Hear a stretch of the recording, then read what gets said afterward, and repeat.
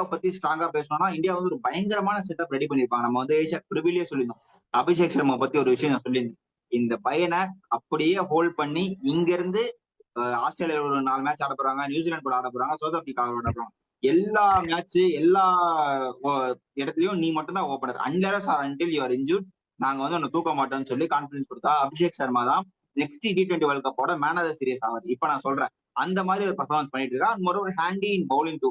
ஒரு என்ன சொல்றது, ஒரு டக்குன்னு ஒரு நமக்கு தேவைப்படுதுன்னா ஒரு நடுவுல ஒரு இந்த டெட் ஓவர்னு சொல்லுவாங்கல்ல, பவர் பிளே முடிஞ்சோன இல்ல 10 ஓவருக்கு அப்புறம்னு சொல்லிட்டு அந்த மாதிரி ஒரு ஓவரை கொடுத்து பண்ண முடிய ஒரு கெப்பாசிட்டி இருக்கிறதுனால டெஃபினட்டா அபிஷேக் சர்மா வந்து ஒரு யுவராஜ் சிங் கப் 2011 மாதிரி நம்ம வந்து நெக்ஸ்ட் இயர் வேர்ல்ட் கப்ல பாக்கலான்றது என்னோட தாட்டு.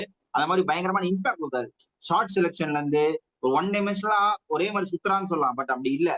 பால்க்கு ஏத்த மாதிரி நல்லா ஆடுறாரு. நிறைய இவ்வளவு சின்ன வயசுல இந்த மாதிரி ஒரு பேக்லிப் வச்சிருக்கிறது வந்து கொஞ்சம் ஆச்சரியமா இருக்கு. அண்ட் இன்னும் டெவலப் ஆக இன்னும் பயங்கரமான அட்டாக்கிங் கிரிக்கெட் ஆடுவாருன்னு தோணுது. அண்ட் அபிஷேக் சர்மா என்ன சொல்றது, பிச்சு உதறிட்டு இருக்காரு அந்த மனுஷன்.